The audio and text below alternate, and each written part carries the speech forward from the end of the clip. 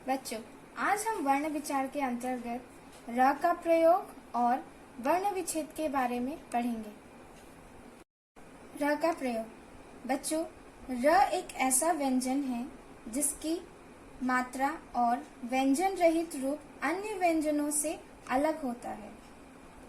अर्थात जब वह मात्रा के साथ प्रयोग होता है तो उसका रूप अलग होता है और जब वो मात्रा के बिना प्रयोग होता है तो उसका रूप अलग होता है।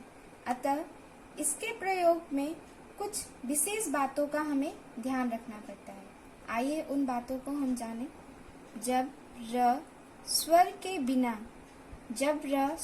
बिना, यहाँ जो र है उसके नीचे हलन दिया गया है, यह स्वर के बिना प्रयोग किया गया है। व्यंजन से पहले हो, ये रहा व्यंजन, उससे पहले हो तो र व्यंजन के ऊपर लिखा जाता है, तो यह र उस व्यंजन के ऊपर लिखा जाता है ना। यहाँ आप देख रहे हैं जो र लिखा हुआ है वह आधा र है और वह एक व्यंजन के आगे है। तो जब हम एक साथ इसे जोड़ेंगे तो र पिछले वाले व्यंजन के ऊपर चला जाएगा, तो ये होगा कर्म, है ना। कर्म नहीं होगा, क्या होगा ये? कर्म। यहाँ र का उच्चारण बहुत ही कम समय के लिए होता है। उसके बाद दूसरा है तर्क।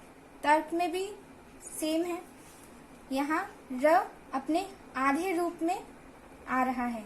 तर्क, अगर हम लोग तर्क का उच्चारण करें तो आप पाएंगे कि र का उच्चारण बहुत ही कम समय के लिए हो रहा है, इसलिए यहाँ आधा उसका रूप लिखा गया है।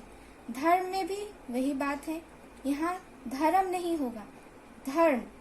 ध जमा र, आधा र है, जमा म। यहाँ देखिए, यहाँ पे जो पूरे अक्षर हैं उसके सामने हलंत नहीं लगा है। यहाँ न में देखिए छोटी की मात्रा है, इसलिए यहाँ पे हलंत लगा है। यहाँ बताया गया है कि न आधा है, जिसको पूरा करने के लिए हमें छोटी ही की मात्रा लगानी पड़ी है। तो इस तरह र का प्रयोग कब होता है, हमने कैसे जाना? ये पहला नियम क्या है हमारा? जब र स्वर के बिना किसी व्यंजन के पहले हो तो।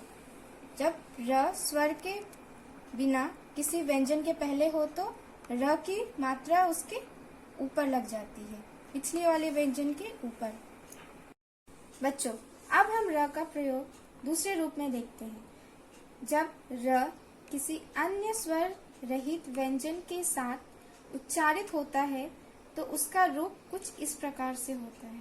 जैसे यहाँ हम देख सकते हैं र अपने पूर्ण रूप में है, लेकिन र के जो आगे वाला व्यंजन है वह आधे रूप में है। इस तरह जब र उच्चारित हो रहा है तो पूरा हो रहा है और म भी पूरा हो रहा है, लेकिन भ आधा हो रहा है। चलिए इसको उच्चारण करके देखते हैं हम लोग। भ र म, यहाँ भरम नहीं होगा, ये क्या होगा? भ्रम। जब आप उच्चारण करेंगे तो आपको पता चलेगा कि यहाँ जो भ है वो कम समय के लिए आ रहा है, र और म पूरा प्रयोग हो रहा है। वैसे ही ग्रह का भी प्रयोग किया गया है। यहाँ ग आधा है, र पूरा है और ह भी पूरा है। प्रथम में भी इसी तरह है। ये चिन्ह व्यंजन के साइड में लगता है।